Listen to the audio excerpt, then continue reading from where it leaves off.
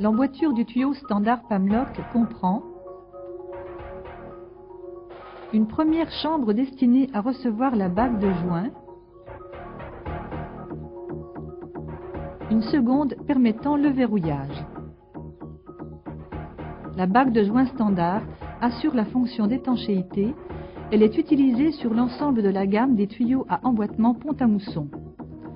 Le verrouillage est obtenu grâce à un cordon de soudure réalisé en usine sur le bout uni du tuyau, un jonc constitué de plusieurs segments en fonte ductile maintenus entre eux par des pièces de liaison en élastomère, un conformateur, pièce en acier spécial qui transmet l'effort axial à la face interne de l'emboîture par l'intermédiaire de grenailles remplissant l'espace annulaire situé entre l'emboîture et le conformateur. L'effort axial est ainsi réparti et ce joint verrouillé autorise les déviations angulaires éventuellement nécessaires. Voyons maintenant sur chantier le montage détaillé d'un joint verrouillé Pamlock. Tout d'abord, assemblage des éléments de jonc de verrouillage en fonte ductile. Une pièce de liaison en élastomère est placée dans l'encoche d'extrémité de chaque élément. Les éléments sont ensuite reliés entre eux. Chaque jonction est bloquée avec une broche en acier inoxydable. Pour faciliter le montage, les broches sont enduites de pâte lubrifiante. Le conformateur, ouverture vers le haut, est glissé sur le bout uni du tuyau, au-delà du cordon de soudure. L'élément évidé de la chaînette constituant le jonc de verrouillage est placé impérativement en partie supérieure du tuyau. Le jonc de verrouillage est positionné entre le conformateur et le cordon de soudure. Ces deux extrémités sont reliées par un tendeur.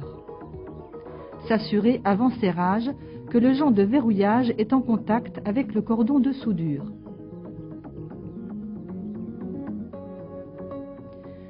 Pour permettre l'entrée ultérieure du conformateur dans la chambre de verrouillage, un câble provisoire est serré sur celui-ci. Les éléments constituant le système de verrouillage doivent être parfaitement plaqués sur le tuyau et en contact entre eux. L'étanchéité est obtenue de façon classique grâce à une bague de joint standard en élastomère placée au préalable dans l'emboîture du tuyau précédent. Graissage du bout uni et de la bague de joint avant assemblage des tuyaux.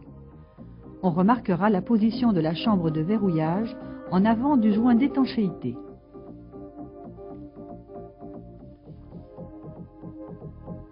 On procède à l'assemblage par pousser sur l'extrémité opposée du tuyau, protégé par un madrier en bois dur, ou mieux, comme dans l'exemple de ce chantier, par une pièce spéciale réalisée en profilé et protégée par une bande en élastomère.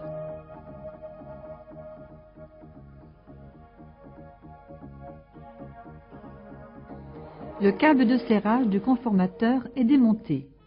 Le conformateur étant plaqué dans son logement, on met en place les clés de blocage et les clavettes qui, dans un premier temps, servent d'appui au vérin de l'écarteur hydraulique.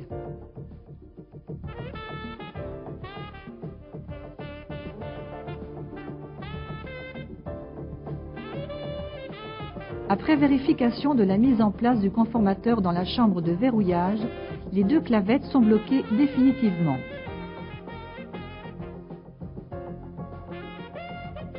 Le vibreur pneumatique est positionné entre les clés de verrouillage. La trémie à grenaille devra être placée successivement sur les deux ouvertures de remplissage. La grenaille, sous l'effet des vibrations, pénètre dans la chambre de verrouillage et se trouve fortement tassée.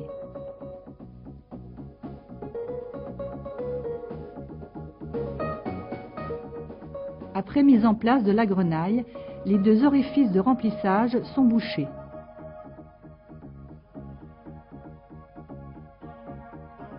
L'ensemble des clés et clavettes est protégé par de la masse d'anceau fournie avec le kit de montage Pamlock.